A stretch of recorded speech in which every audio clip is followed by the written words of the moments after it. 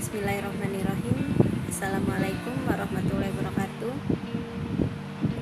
Hai anak-anakku, semoga kalian senantiasa sehat dan selalu bersemangat belajar, walaupun sampai saat ini kalian harus belajar secara daring. Ini pertemuan kita yang kedua di mata pelajaran sosiologi kelas 10. Setelah kemarin kalian belajar tentang pengertian sosiologi, ya masih ingat dong ya pengertian sosiologi, mempelajari tentang apa? Ya, sosiologi itu mempelajari tentang masyarakat dari segi fakta-fakta sosial, struktur sosial, tindakan sosial, juga realitas sosial. Masih ingat juga nggak siapa Bapak Sosiologi? Ya, benar. Bapak Sosiologi adalah Auguste Comte. Tulisannya Auguste Comte. Ya, harus diingat tuh. Biasanya suka keluar di soal ulangan. Nah, untuk pertemuan yang kedua ini kita akan belajar tentang sejarah perkembangan sosiologi. Sejak kapan sih sosiologi jadi ilmu pengetahuan? Itu.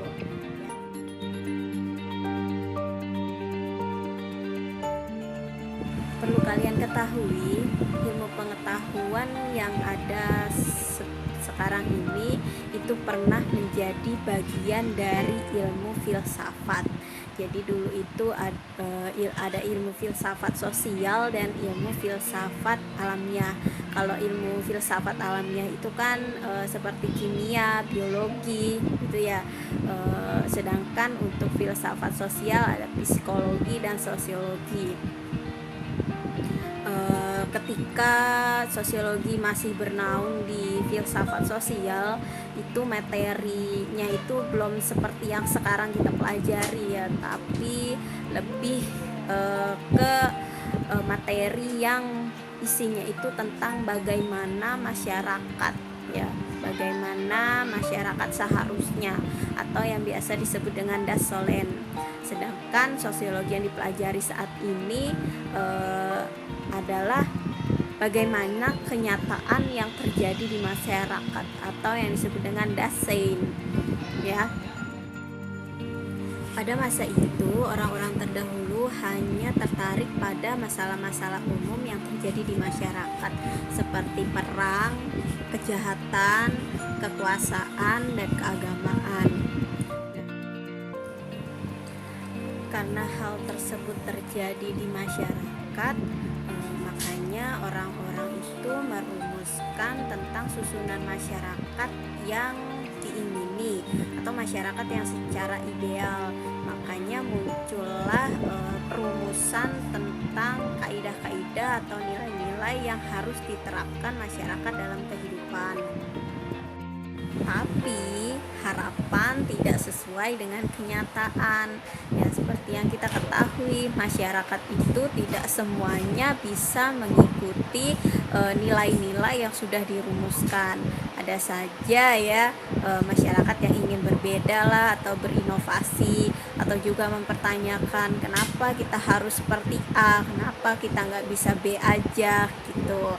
Dari itu semua muncullah pemikiran untuk mencari penyebab dengan yang ada di masyarakat dengan mempelajari kenyataan yang terjadi di masyarakat.